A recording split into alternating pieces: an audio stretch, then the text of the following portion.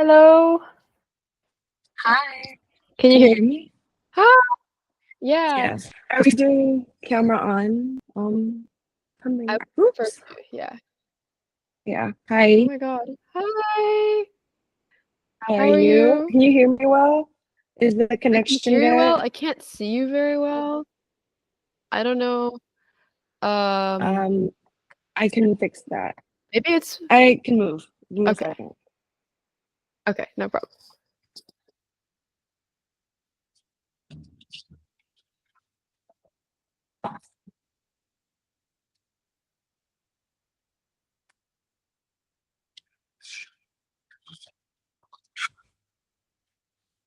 Mm, Let me try again. Yeah. Okay. Okay. Is it better That's much now? better. Yeah, that's much better. Yeah. Okay. Let me get this properly set up. 1 second. Okay. That's not doing much. Whatever. This will be fine. How are you? I love your Thanks top. Oh my for, God. thank you. It's broken. There used to be something here and it broke. And thanks. You have a cute room. Oh, thank you. I just figured I'd try here because it's actually the most amicable backdrop I have, so that's what I'm working with. Yeah. But this is my first time doing this, so Cool. yeah, forgive me We'll for any figure it out. mishaps. That's fine. Yeah. We'll Okay. figure it out. Do you wanna do like a little introduction? Yeah, I'll follow your lead if you don't mind doing it first. I'll just copy what you did. Okay. My name is Esther. I run Everyone is a Girl, which I'm doing this for. This is basically going to be a series where I just talk to a bunch of people in the sort of uh, EIAG industrial complex that that has formed, and to see what they're up to and what they kind of think of like internet culture right now and then going towards the future, as well as what they think about kind of academia and that sort of adjacent like community work that comes with academia. Um, I myself, and I'm in a very transitional period, but I do a bunch of small things. I write, I do this, I do a lot of creative direction, I do some theater projects, and that's me. Yeah. How about you? Um, yeah, my name is Michelle, and I've been a writer slash journalist since like 2018, and I've been writing about internet culture for most of that time, almost exclusively for art and women's publications. Um, I'm like a chronic grad school applicant. I can't say I've like enrolled in one yet, but I've applied to a bunch. And I'll most likely be starting a program this fall. What else? I live in Puerto Rico now, but I split my time between here and Brooklyn, which is where I've lived for a while. I mean, I've lived in Brooklyn 5 years, and yeah, I make zines sometimes, and I teach zine making classes a long time ago.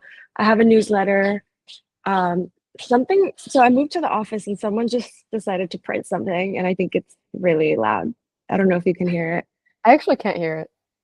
Oh, okay. Sorry.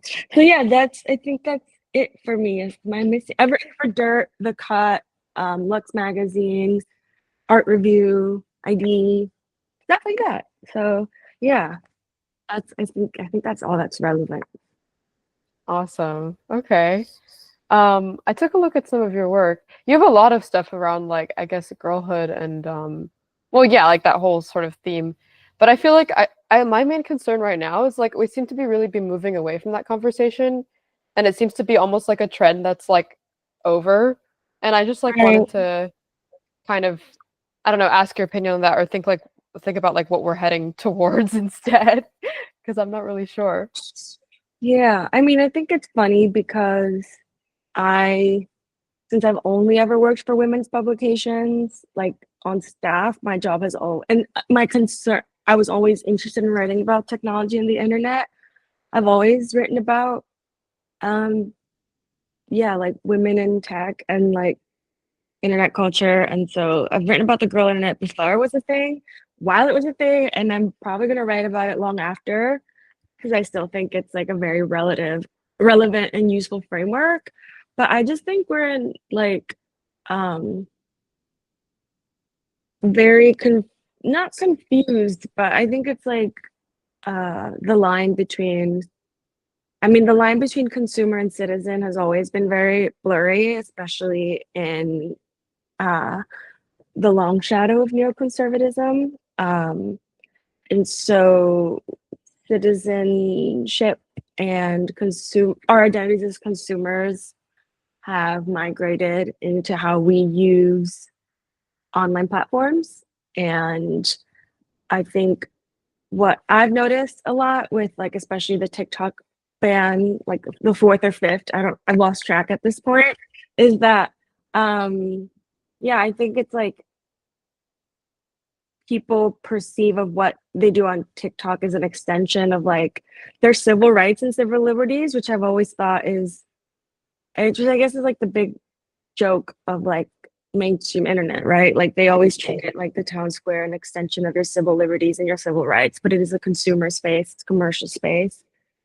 So I guess it's like maybe, I don't know. To me, this is why the girl framework is so relevant, because all of social life, as in like civil life, consumer life, has been absorbed by networks and platforms that position us as consumers, which is where the girl framework becomes super. So I don't think it's moving away from that. I think maybe people don't think it's sexy anymore, or that they might not want to brand their products in that way, or that, but I don't see it as less theoretically relevant. And I think, yeah, I don't know. I ran sideways. I just more than ever I am being shocked by how asinine everyone's being online. So I don't know if that's like clouding my judgment. I'm curious to know what you think about it as well.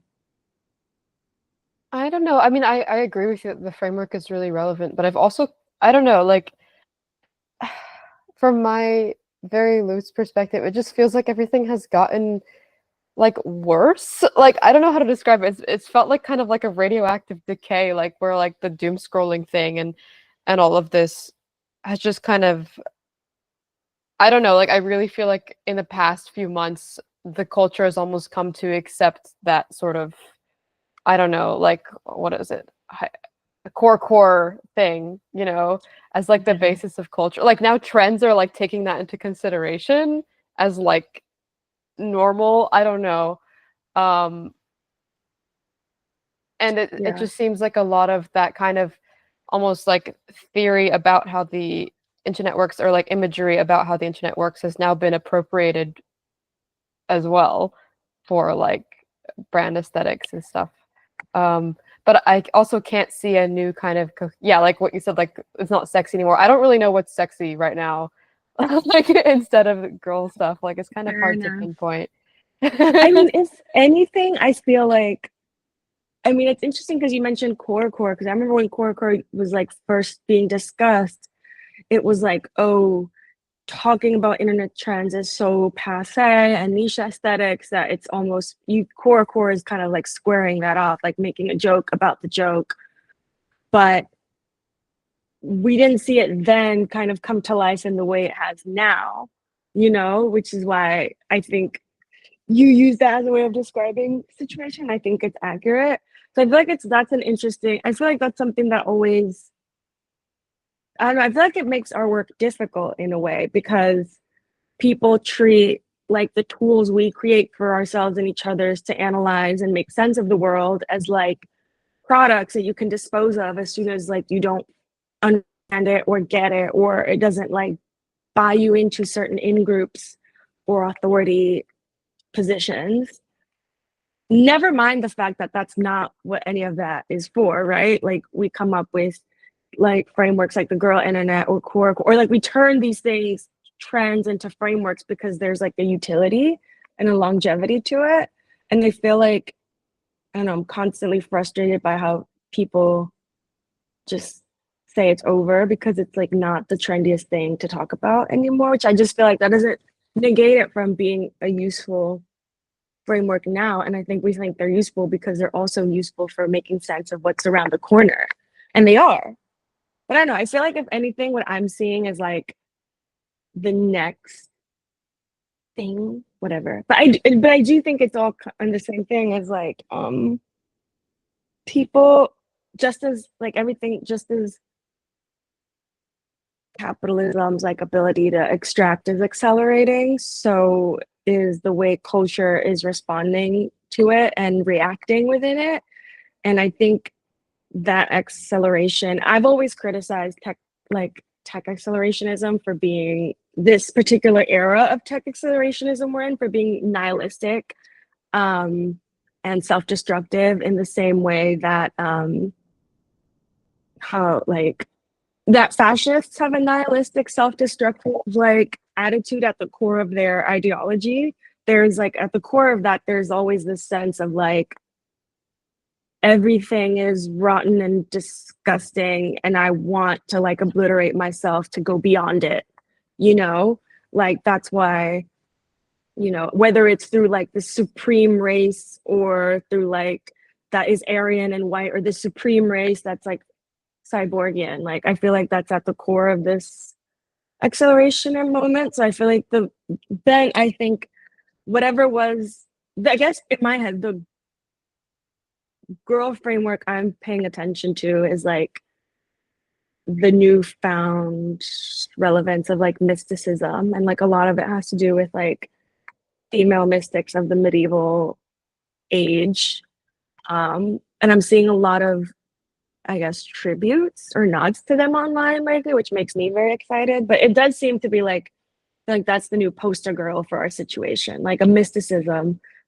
Yeah, I don't know. Have you seen any of that, like Julian of Norwich or Wounds posting or any of those accounts? Not really. I mean, Judah Norwich was always big on Tumblr, like a bit of quotes and stuff like Yeah. that. I haven't really seen much. I mean, Bogna Konyor, she writes a lot about kind of like maybe not mystics, but definitely like medievalism and like saints, like female saints. But I haven't really, yeah, like I haven't really encountered that. I don't know if you want to talk a little bit more about that. Well, I mean, Simon Critchley, who's like I would think he's like a very popular philosopher because he writes very accessible books, just published a book through the New York Book Reviews Press called Mysticism. And I'm not finished it. I think I'm like halfway through. And it is pretty much like a summary of mysticism in specifically like Christian tradition, but separately like so that to me that just signals like how it's a relevant. I think his book is responding to like a broader market interest in these types of writings, and his book so far is basically a summary of McGinn's work, he's a very well-known like religious historian, and he has a book where he basically proposes that there's these four female mystics, and that he thinks that they might legitimately have written four new gospels that should be canonized into. And he's like a Catholic historian. Like, if I'm correct, I forget what the title is, but there's a certain degree you finish that like you can become a priest.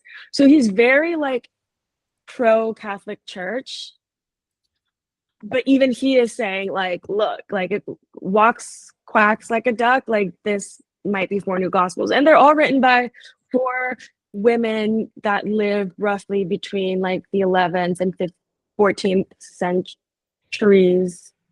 No, yeah, 11th and 14th centuries and Europe. And they were just very freaky mystics, you know, all that thing about like having sex with Jesus and like, or framing that union. And so I feel like all of this to say that I've definitely seen a lot of online accounts. Like for years, I've just noticed that these are topics people are revisiting and they're interested in. Elvia Wilk wrote a book called Death by Landscape, and she talked about coming up with a mysticism for the Anthropocene in the introduction. And her book was basically, I took it to be kind of like a series of essays where she attempts, where like that's kind of the theme, like this, like, what does it mean to like write novels or look at art or have, you know, change your relationship with your environment, move away from like human supremacy and like in ecological sense, and like how that like just relies on having very porous boundaries between yourself, your environment, what you think, you know, this porosity, I guess, this surrender to that condition of porosity that obviously makes it so that you can become one with all kinds of elements of your life. So I think her book was very much like a chronicles of that, just like different moments where she encounters art or how she thinks novels should be written in an age where like there's environmental collapse, an essay series. So I've just definitely been seeing for a lot of time, like a lot of writers and artists like consider these questions. Like when we're thinking about, you know, what does it mean to think of our planet in terms of like not just human-centered survival, but like more ecologically. People talk about ecological literature. And I think something about being online just makes you very aware of that porosity, just how easily poked and prodded. And I think some people really like that. I think there is like, you get some sort of exalted feeling when you realize that like, you don't have to be you all the time and you can melt away into different experiences. I don't know. I feel like I'm getting off track, but is any of that vibing or of interest? I don't know if I'm making a lot of sense. I'm just saying, I guess, that people are finding in mysticism, and by mean people, I mean writers, academics, and I have seen like just too many meme pages where I'm just like, this is relevant. And even in like the far right, like mysticism is like not, you know, it could be, it's mysticism is more of like an attitude than it is like an ideology, which is, but there is just that inclination towards dissolving our boundaries and surrender, whether it's because we want to connect with other things or because it's like nihilistic, you know, end of times type attitude. So I am seeing a lot more mystical attitudes, interest in mystical historical figures. And I do sense that there is a lot of mysticism in the way people talk about what they would say are today's problems, whatever they would identify them to be. Do you feel like that framework like comes naturally to you? I mean, I've been very much soul searching because I've wondered why I'm so interested in mysticism, because I'm not a practicing Catholic. I think the church should not exist. I think it's done horrible things. And I don't think anyone, you know, like it's not like I'm not like a church apologist at all.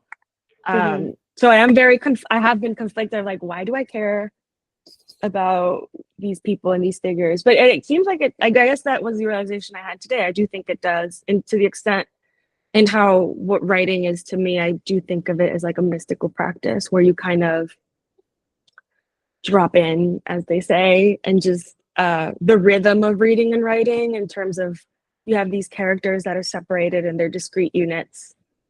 Typing, it's like tuck, tuck, tuck, tuck, tuck. And it's all about taking something that's like amorphous and shapeless and assigning it to characters, words, sentences. Like there's a rhythm to that, and a lot of mystics discuss like how rhythm like is kind of the thing that, you know, even the way we talk about rave culture in academia, everyone's talking about like, you know, losing yourself to the beat. It's basically that, like, at least that's how I realize writing feels like to me. It's just like you kind of lose yourself to the mechanics of it.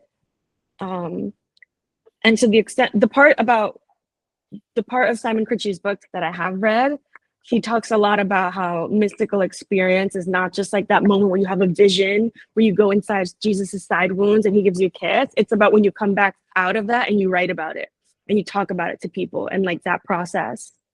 So yeah, I guess that's a very good question, because I just thought I connected those dots today, that it is kind of a mystical, if that's what mysticism is, that there is that mystical element to how I work. I think it's a really good antidote to the kind of like a biohacking like thing, you know, like as you wrote about as well in your Manosphere like piece, you know, which is a lot more about, I guess, like transcendence and just like subordinating the machine and subordinating, you know, tools to like forward your, you know, like versus this is a lot more about just kind of like this imminent flow where you, I don't know, Yeah. And it's gain a interesting rhythm. because that like I feel like that almost like the mysticism, and I think at this point I might be bastardizing the use of the word mysticism, but I'll use mysticism here meaning to like, you know, this kind of like surrender through practice, through ritual, which is not, that is paraphrasing Simon Critchley's definition roughly. I feel like we see some version of that, like you said, in the biohackers, the manosphere, even like the Brian Johnson types. There is, you know, they attach themselves to certain rituals like gym routines, juices, you know, and Oh, you there would is put it on like, this, and you would say it is mystic in some way. yeah, I mean, again, like mysticism is like not ideological. It's not in itself an ideology, it's a practice, right? Like it is it's like repetition and ritual that is like will eventually lead to something transcendent. Okay.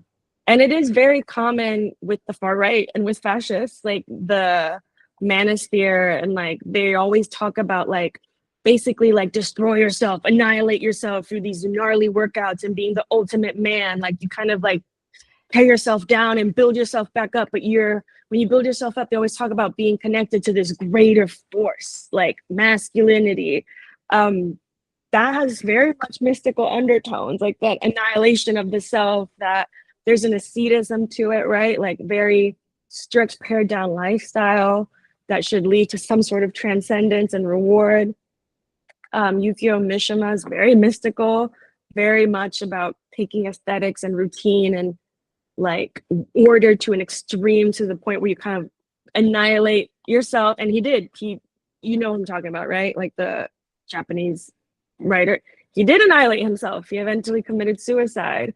Tech accelerationists today, like Elon Musk and Mark Andreessen and them, like they talk about similar, they do tend to go get a little mystical at some point when they talk about the future of technology. They'll just start talking about the repetition that is AI, like the programmaticness.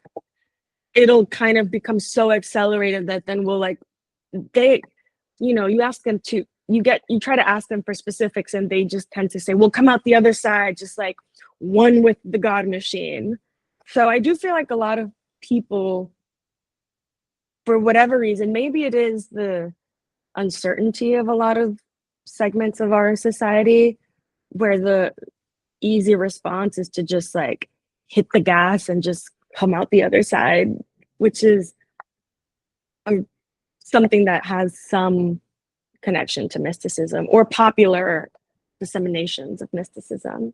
Am I making sense? I feel like I'm sounding like all this to say is that like I do not like, I think even if Elon Musk gets mystical, I don't give a fuck about. Like, I don't want the world Yeah. he wants. You know what I mean? Like, I'm not trying to say like, oh, it's all vibes and like we're gonna self annihilate. But I do think that that's what makes it so tempting, and I do think that's why it's easy to make sexy, because you can so easily bring it into the world of like jouissance and like all these like écriture féminin, and like you can so easily bring it into there. And I do feel like that's what pretty much Grimes did. Like she made like tech accelerationism sexy and like horny and like, you know, I'm gonna become software. Like that was one of her more recent singles. Like there is an eroticism to self-annihilation through excess, but like that does not, some versions of it are gonna help us build a better world. Some will not. I don't know. I want to make that clear. Like it's not like, I don't think that just because there's mystical undertones across the left and right that I think it like cancels it out. Yeah, yeah. I want to come back to like you said like before like that it makes our work harder. I mean, what do you think that your work is? Like what is the role of your work for you? So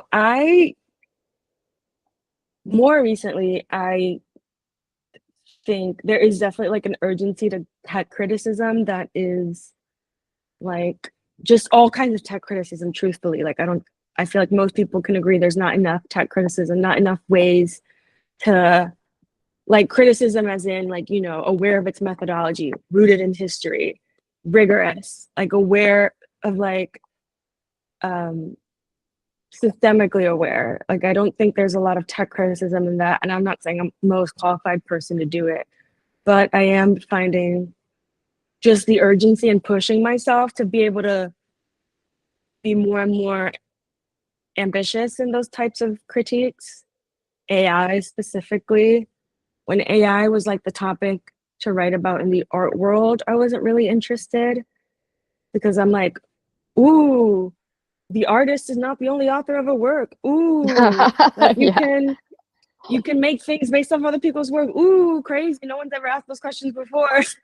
But then it's really difficult then when you start talking to like the people in your life and they're just like, I'm just gonna make AI do it. And I'm just like how, the way it wormed its way into my life just really scared me. And so that's become very urgent.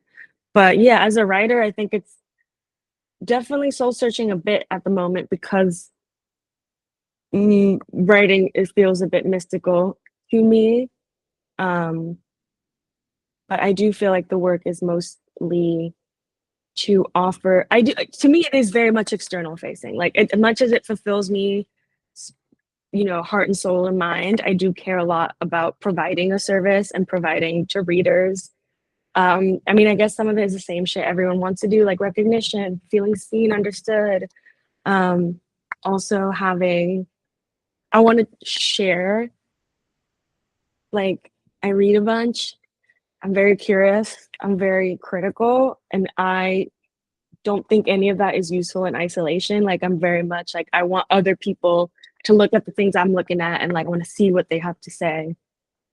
I don't know. I feel like it's a conversation. But that being said, it can be, yeah, I just feel like, I don't know, technology just feels the most urgent thing to talk about. But I don't know if I've answered that question properly. I don't know. There's not one right way, like it's almost like it's just like a prompt, I think. Mm. I'm just I just there's so much to think about. But I had something in my head. Jeez. Um, I don't know. I was also just wondering, like, for me, it's also really hard to find to find like good writing that's like contemporary and that really does address these things without kind of trying to like one shot a solution or a like a point. And so I was just wondering like what kind of critical resources you turn to if there's anyone that you really look up to in that sense. Like, critical resources, like people that I think are doing it in a inspiring way, or It can be how they're doing it or it can be what they're talking about. oh, I mean, I think what you were saying, like how kind of unhelpful it is to read so much where people are trying to like just nail it on the first time and be the one to put something to bed. It made me realize that like I think the most it's again, this is what I'm real this is why I was like realizing, oh, maybe there is some mysticism to how I go about certain things, because I do feel like with writing, with problem solving, with criticism, it's all about repetition. I believe the more people are putting their heads into it, the more we go over things, the more we do things over and over and over again, just like by the sheer will of friction and the wind and gravity. Each time we're gonna move 1 degree and we're gonna come up with more nuance and more depth. So I think I find I really like people that almost write about the same thing a lot and revisit a lot, and where it's like you said it best. It's like the worst kind of writing is the person who thinks that got the answer and that like it. So I don't know. I think Elvia Wilk, I really admire her a lot. She's mostly a novelist, but because I don't really read novels, her nonfiction book, it was like she called it fan nonfiction. So it's like, yeah, just instead of fan fiction, like nonfiction. So it's like, I don't know, it's like the perfect combination of like rigor and like folding herself into it. Um, you know, Not just talking about what the eye sees, but the eye itself, you know, no sport. By that same token, Kate Zambrino's also like that, where she writes about the same things over and over and over again. But I get that, like, you can see with each time, like, how she gets closer or this new nuance. And I don't know, I just feel like reading like that rewires my brain. I don't know how it works, but I just feel like, I don't know, it's very admirable. Like, I just don't think we can deny the effect it has to see someone do something over and over and over again. What else? I don't know. What about you? Do you have any that you're um No, like I honestly I read mostly stuff from like 100 years ago, like which is really bad. I mean, obviously, like I follow so many people on social media and I try and keep up with a lot of people, but I think it's and I'm kind of slowly starting to find publications at least that I enjoy, but I think it's really hard. And also my I guess my interests also tend to veer more into the visual and into like I guess mm, like community organization. And so I spend a lot of time like paying attention to how people do that and actually how people use social media more than I even like read contemporary writing, which is a approach that I'm trying to change because I think it comes partially from anxiety and partially from interest. Um, but yeah, I don't know. I would say that like I guess my interest is more in the way that people use platforms and the way that like places that disseminate I guess content or writing like yeah. actually work. And then Mhm. trying to kind of like get to those people and see what's going on in their heads. Um, but yeah, I don't know.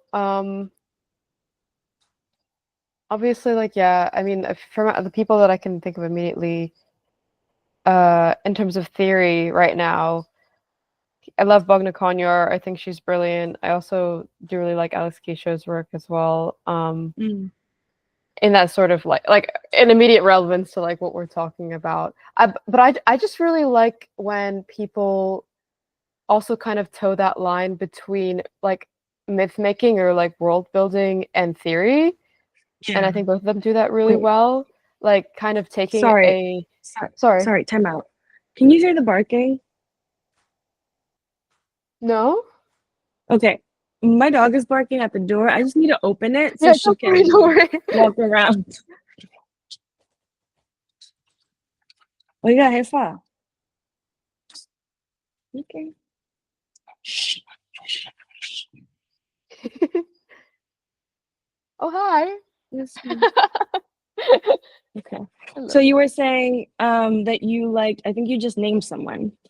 Oh yeah, I was just saying that both Bogdan Konyor and Alex Keisha, I think they both do that really well, where they kind of evoke these historical references, but also like I don't know, like almost fairy tale images as a like mechanism for modern phenomena, and I really like that.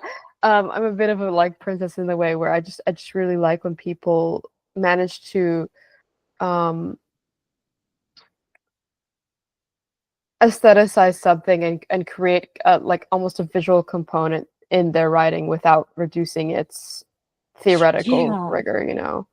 Um, Yeah. I feel like for the same reason, I don't think I read so much theory books, like unless I'm on a specific I feel like I'm very much my friends all know this, like I very much have like I wouldn't say phases, but I just like whatever I'm going through in my life, I kind of give myself homework. Like I was like not dating for a long time and I started dating again and I was like, what is desire? And I just like gave myself a little syllabus to just kind of be able to like add kind of like that dimension of feeling back into myself. I've done like blood studies. Like I'm just like, okay, like what's the thing with blood? Like why is it so cool? Vampires, I just like give myself like themed studies and that kind of becomes like the theme of my life for the however months that lasts, which is why I'm on a mysticism kick. But that being said, like that's the only way I read like theory like in a book because elsewhere I feel like art books are just the best to me. Like I it's like almost I just do something similar to what you're saying where it's like, at least the art books I like have a lot of writing in them, but then they obviously take the book as form, as like almost like patient zero about what their argument is or what it is they're talking about. And I always felt like that was way more, like way richer. Um, yeah, I feel like I wish Akicho had an art book. I don't think she has, or maybe I haven't caught it. But there's definitely a lot of theory that I've come across now. I'm like, I just need this like an object form. I want to see how these ideas exist outside of words. Not that I think words are have a limit, but I just feel like it is so cool when that added dimension is there. And I think the most interesting stuff nowadays needs to have a foot in the audiovisual or the performance. For Yeah, it me. needs to be conscious of that. I mean, that's so, Yeah. so true. I mean, like, just like the relationship between like content and form just makes me like, like, It's the most like I think that's probably how I started writing for real. Like I was like, hold up a minute, like or like media study. When I was in high school, I thought I would go into media studies for a moment. I've always wanted to do journalism, so that's what I studied in college. But I was like, media studies? Because to me, like nothing is cooler than like, wait, how you make like how you disseminate something, how it is read is part of the thing. Like, is the medium the message, girl? Like, I just thought that that was the most groundbreaking shit to me.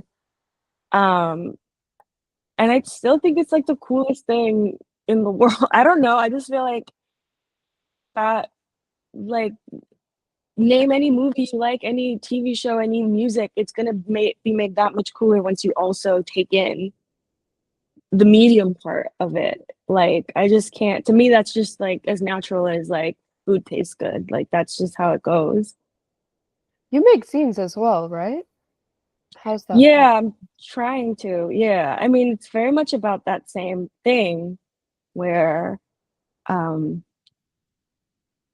I used to make like a lot of shitty like news things when I was like little. Like I would make like magazines for my friends in elementary school that had their horoscopes in it and stuff. But right now, so I made my first like available to the public zine last year. It was called Cut and Paste, and it was building on an essay I wrote for Dirt that I about watching YouTube videos about people cutting paper, like paper journaling, not journaling, but it was like bookbinding ASMR and how like that layer of like you're watching a video about cutting and pasting on a machine where the main interface is the desktop and you're able to right click cut and how that's like layers of cutting. And I started thinking about how editing, you know analogously but also intersectingly, when you have video editing you always talk about cutting, splicing, all these terms that come from working with film. So just like you have the desk on your desktop, you have like this dark room in editing software. And I'm watching this video about bookbinding, and it's kind of like I'm like it's in the middle of those intersections. I just started fucking around with that, but in the zine, I kind of expanded on that, and that's when I started talking about getting into the idea of mysticism, because a lot of these female mystics I talked about always really mentioned like they always taught a lot of vision. A recurring vision was going into Christ's side wound. And you've seen the meme or the image of like Christ's slit that kind of looks like a vulva. Um, and so I was just like, oh, that's another layer of cutting. Like that's the image of a cutting. Um, and then because I've always been to media theory and history, I was aware of um, just like the history of the book object itself, right? Like in the medieval era, more often, like books were just not, how I was very curious about like how the book became an authoritative medium. And I feel like that's one of the first things you study when you study media theory, like, right? How did something that was written down become authoritative? Like how, you know, when does the book end? Where does it begin? All those things. So that kind of all came together into like a broader meditation on um how things are like taken apart and put back together, like how things are cut up, you know, how is the mystic cut and separated from Christ, and that crisis of being separate from him and wanting to be one again, you know, that crisis of like, or that motion of cutting paper and splicing, putting it back together again. And because I have been studying desire, there's so much in Anne Carson's Eros, the Bittersweet. Very early on in the book, she almost suggests that desire is like an accident of technology. You can tell me if I'm rambling, but basically she says that desire kind of became a concern for the poets of the Hellenic period when the alphabet was introduced. So the alphabet as a technology kind of made discrete units, like separate discrete letters, part of the everyday. So almost she kind of described it as a similar, like how that structures people's thinking, and then now people are thinking of themselves as separate discrete units, separate from each other, and how desire is that reaching. So I just saw a lot of parallels, and the zine is about all those parallels, and it just felt like a no-brainer to make it that way, like to make it into a zine, because I wanted to cut paper and sew it back together. And like I wanted the people that were reading the words to be holding pieces of paper that they could feel were separate, and that they could see. I chose white paper and red thread because I'm broke. And that they would see that like they're reading the words and then they skip to the other page, we're gonna see little gashes of the red thread that's binding it. And just like I write, just like anyone writes, and they're, you know, putting things together and sharing it with the reader, like I wanted to add that layer of people having something that I put together with my hands in the same, not the same, but in a parallel and way. So that was the first one. That was the one I did last year. And I'm working on one now because I'm in Puerto Rico about like cuteness in Puerto Rican visual culture. So, and I'll be working with a friend on it. So that's exciting. But yeah, it's just, I recommend everyone that publishes their writing to like make a zine or handle the distribution of their work top to bottom. And I feel like it gives you a very different understanding of what it is that we do. But you published. Oh, go ahead. No, sorry. Oh, I was curious because you've also published your thesis in various forms of print as well.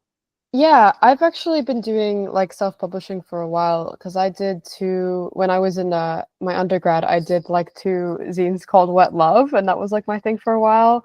There were like stickers, and we like did a bunch of photo shoots, and we also did open calls. But it was like very like kind of Harawayan thing, like adjacent, and it was all about kind of fluidity and water and like yeah, also like kind of merging that space between the like yourself and the environment. But I just kind of immediately also had that impulse that like whatever I should make should kind of result in some witnessable form, you know, like visually. And so yeah, and I also printed my dissertation, and I mean both my dissertations, when I wrote them, I formatted them before I wrote them. So I made the visual aspect and then I wrote them in the I guess template. But yeah, I don't know. I just think it's kind of, yeah, because I very much see it in the same way where I'm just like I can't think in a borderless space, in a shapeless space. Like there needs to be a shape that mimics whatever is in it, I guess. Like, you know. Yeah, I relate to that for sure.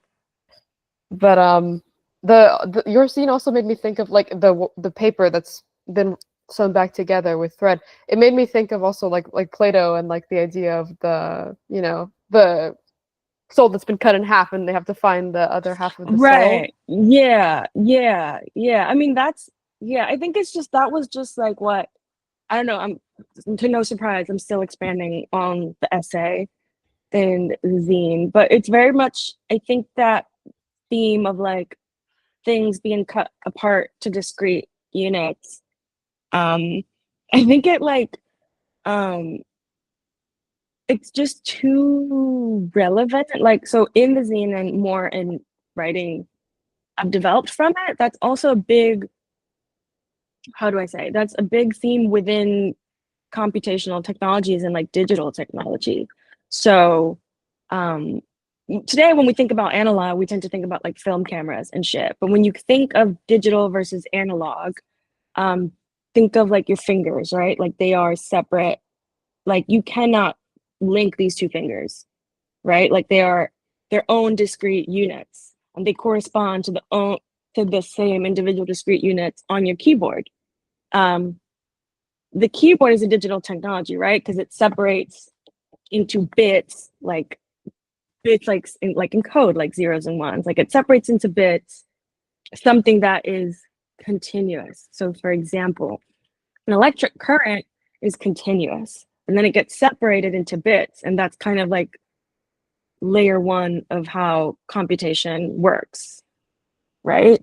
And like more abstractly, when we think of like algorithms, I mean, I feel like the first concerns we were talking about when we started witnessing more visibly like algorithmic curation, it was like, well, the algorithm's going to put me in bucket A or bucket B, but what if I belong in bucket like C?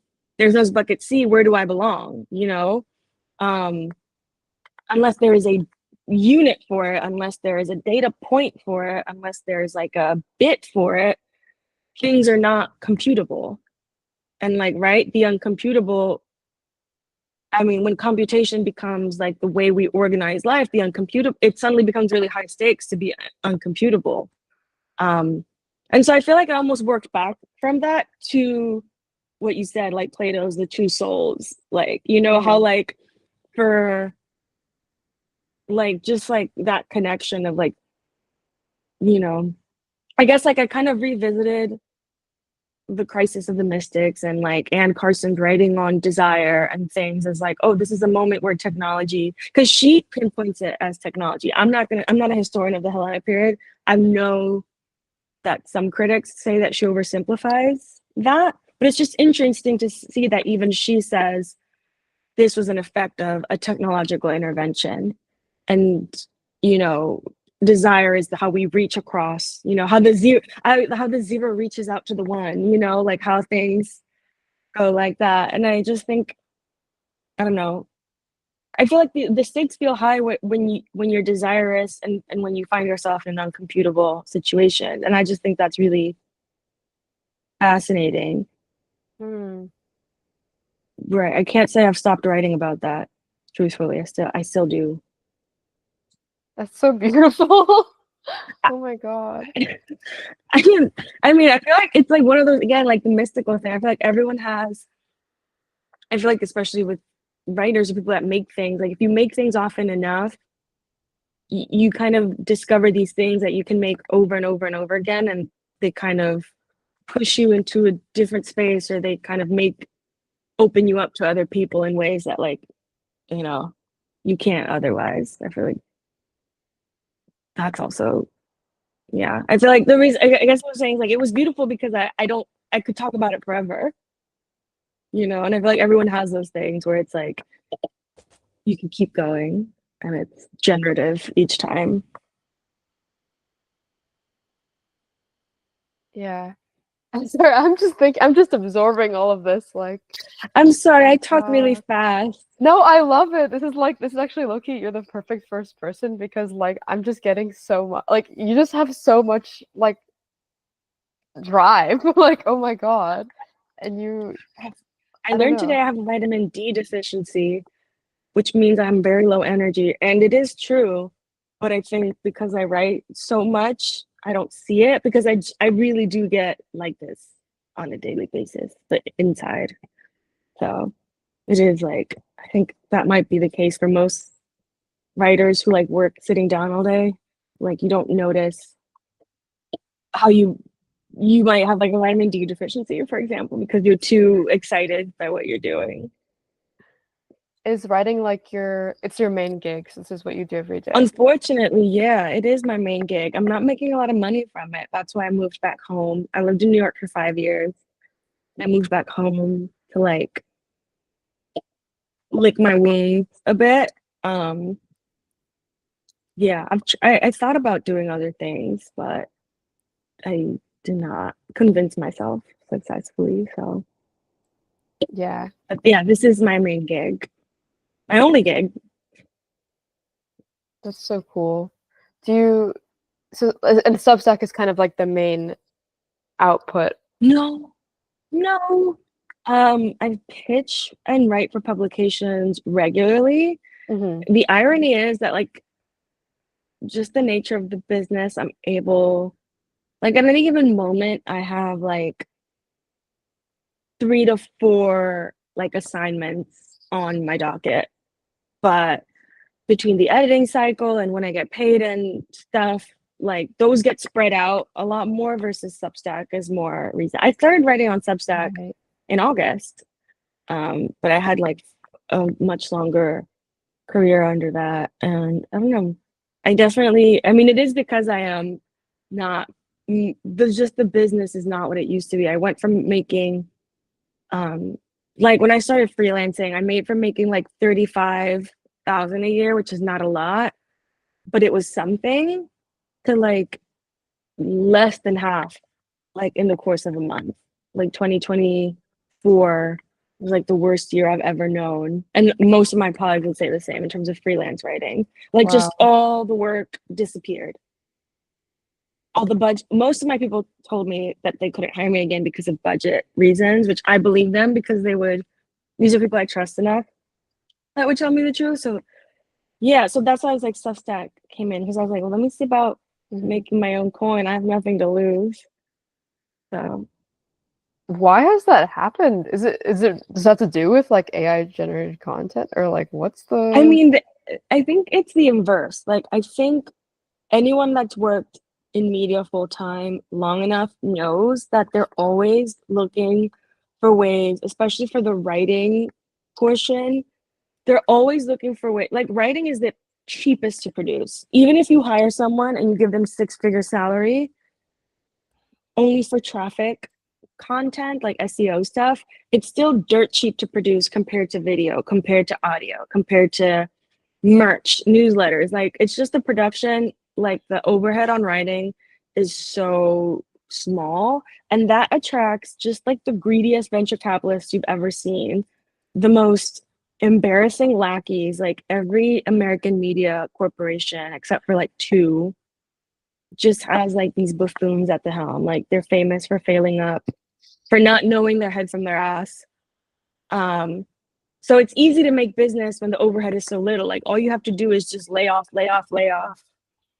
Um, and so for long, like what it means to say is like this industry has long attracted people that um like it's low hanging fruit. Like it's just like you're always gonna make a profit if you spend like it's easy math if you're trying to be a greedy, unsustainable, build an unsustainable business. It's like, oh, you just don't pay people.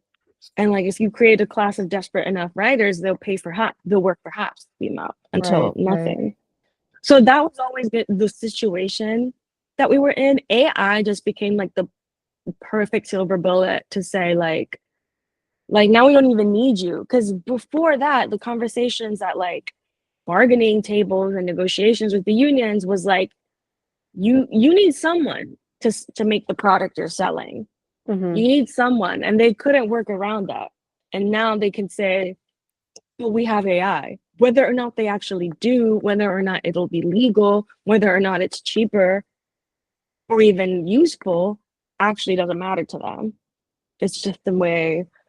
And so I just feel like, yeah, I don't have Hmm. numbers from the inside anymore, but I do know that like they're just um, most of things that people made money off of is still being made by people because it's not like AI has substituted anyone. Um, but you put people in a position where they'll accept like a third or a quarter of what they were used to, you know. I know a lot of Hmm. new publications now asking for volunteers. People volunteer at charities. People volunteer at shelters. You do not volunteer for a for-profit business. in case anyone needed to know. Like $20 an article. I feel like the intergenerational aspect, like I need like this is I'm taking an opportunity to tell the whole world. Like I went to journalism school, they said 10 cents a word was like the bottom, the floor. And that's with inflation, it should be more. Most indie publications pay 30 to 40 cents a word. And that's what we should be going for. None of this 80 per article shit. That's insane. Yeah, I'm very bitter. Wow. Very Damn. bitter. This But is good. yeah, build so that's I guess that's what I'm trying Substack. I don't have a lot of faith in it, but I've always been very lazy about building my own brand and things because I was able to find work with a publication. And Mhm. truthfully, that's what I think the job is. I think writers should write and publications should be the ones in charge of distributing the work and building the audience. But since that's not the world we live in, I'm giving this a try. Yeah, yeah. Well, I hope it goes well. I mean, obviously the output so far is fucking amazing. I mean, it's been a lot of fun. I'm not and I have been it's grown better than I thought. Again, as someone who's never really maybe been too shy. I mean, yes, definitely shy, lazy, all the things about putting an effort into like building the online community of it all, building the brand. I don't know what growth looks like, but I like what I'm seeing on the back end. So on all that's my one standard criteria.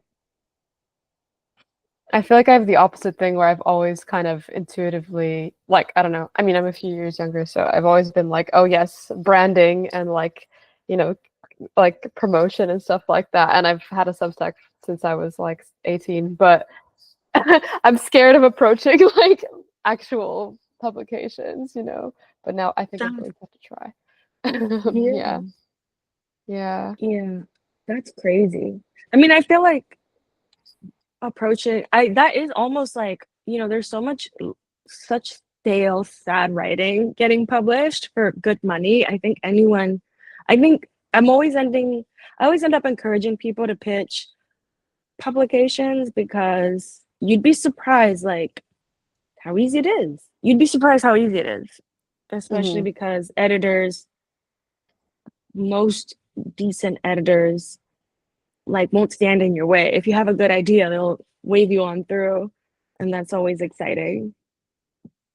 True. And like many of them are also excited about the work, which is so cool. I mean, like the ones that you've Yeah, worked and with as it's well have seemed really like amazing, like Dirt and Lux as well. I just took a look at their like boards and they seem really cool. yeah, Daisy and Sarah, or perhaps the best editors I've ever had, in addition to Jen from The Cut. It's just it's like working with them feels like carte blanche. And like that just it does truthfully it was the other thing. Like I never started a blog when I was in high school. It was like the rookie era, and I was in college, like all our professors said, like, if you want to be a journalist, you have to start a blog. And I just like never felt like I wanted an audience. Like I don't want to talk. I want an audience that's interested in other things apart from what I have to say. I never did until now with the Substack, I guess. But to me, it was always about working with the editor, having their vote of confidence, having them nudge you and say, like, get weirder, get crazier. Like, I feel like you're holding something. Like, and also people that demand things from you, like that's why I write. Like, I don't write to hear myself talk.